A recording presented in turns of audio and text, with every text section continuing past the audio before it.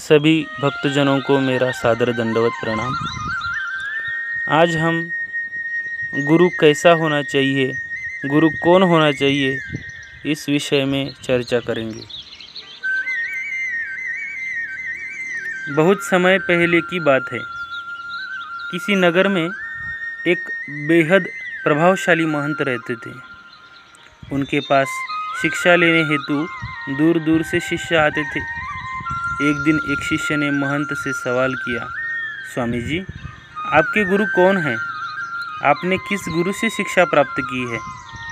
महंत शिष्य का सवाल सुनकर मुस्कुराए और बोले, मेरे हजारों गुरु हैं। यदि मैं उनके नाम गिनाने बैठ जाऊं तो शायद महीनों लग जाए, लेकिन फिर भी मैं अपने 3 गुरुओं के बारे में तुम्हें ज़रूर बताऊंगा। मेरा पहला गुरु था एक चोर। एक बार मैं रास्ता भटक गया था और जब दूर की गांव में पहुंचा तो बहुत देर हो गई थी। सब दुकानें और घर बंद हो चुके थे। लेकिन आखिरकार मुझे एक आदमी मिला जो दीवार में सेंध लगाने की कोशिश कर रहा था। मैंने उससे पूछा कि मैं कहाँ ठहर सकता हूँ, तो वह बोला कि आधी रात गए इस समय आपको कोई भी आसरा मिलना बहुत मुश्किल होगा, लेकिन आप चाहे तो मेरे साथ आज की रात ठहर सकते हो। मैं एक चोर हूँ और अगर एक चोर के रहने में आपको कोई परेशानी नहीं होगी तो आप मेरे साथ रह सकते हैं। वह इतना प्यारा आदमी था कि मैं उसके साथ एक रात की जगह 1 महीने तक रह गया।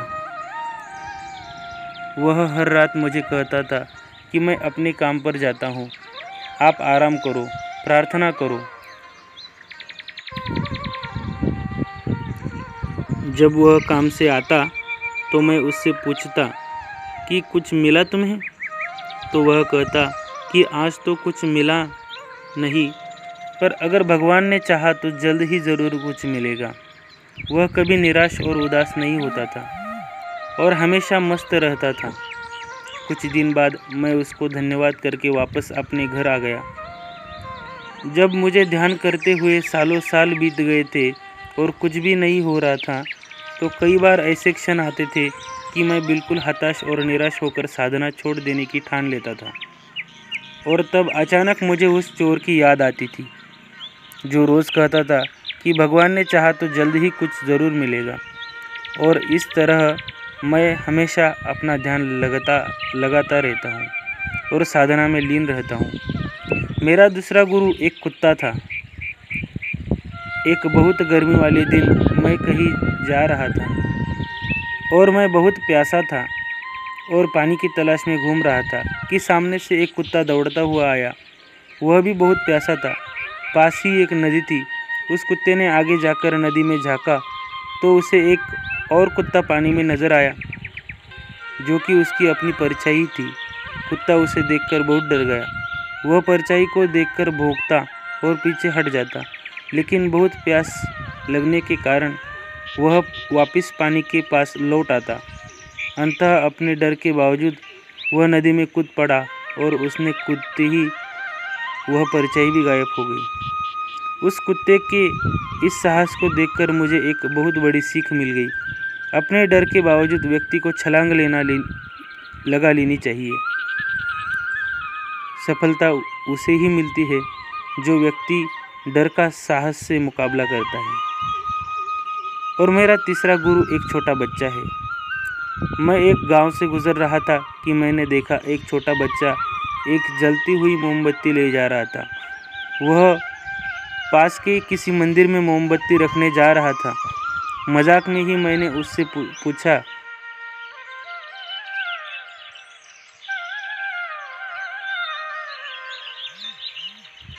कि क्या यह मोमबत्ती तुमने जलाई? वह बोला कि जी मैंने ही जलाई है। तो मैंने उससे कहा कि एक क्षण था जब यह मोमबत्ती बुझी हुई थी और फिर भी एक क्षण आया जब यह मोमबत्ती जल गई। क्या तुम मुझे वह स्रोत दिखा सकते हो जहाँ से वह ज्योति आई? वह बच्चा हंसा और मोमबत्ती को फूंक मारकर बुझाते हुए बोला, अब आपने ज्योति को जाते हुए देखा है, कहाँ गई वह? आप ही मुझे बताइए।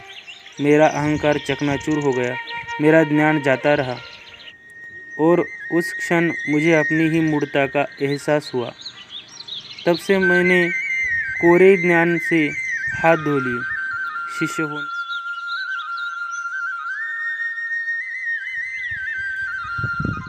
शिष्य होने का क्या अर्थ है? शिष्य होने का अर्थ है पूरे अस्तित्व के प्रति खुले होना, हर समय हर ओर से सीखने को तैयार रहना, कभी किसी बात का बुरा नहीं मानना चाहिए।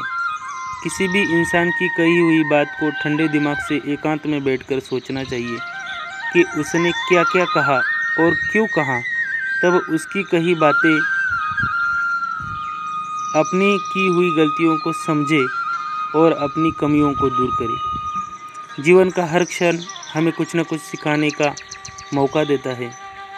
हमें जीवन में हमेशा एक शिष्य बनकर अच्छी बातों को सीखते रहना चाहिए। यह जीवन हमें आए दिन किसी न किसी रूप में किसी गुरु से मिलाता रहता है। यह हम पर निर्भर करता है कि क्या हम उस महंत की तरह एक शिष्य बनकर उस गुरु से मिलने वाली शिक्षा को ग्रहण कर पा रहे हैं कि नहीं। दंडवत प्रणाम।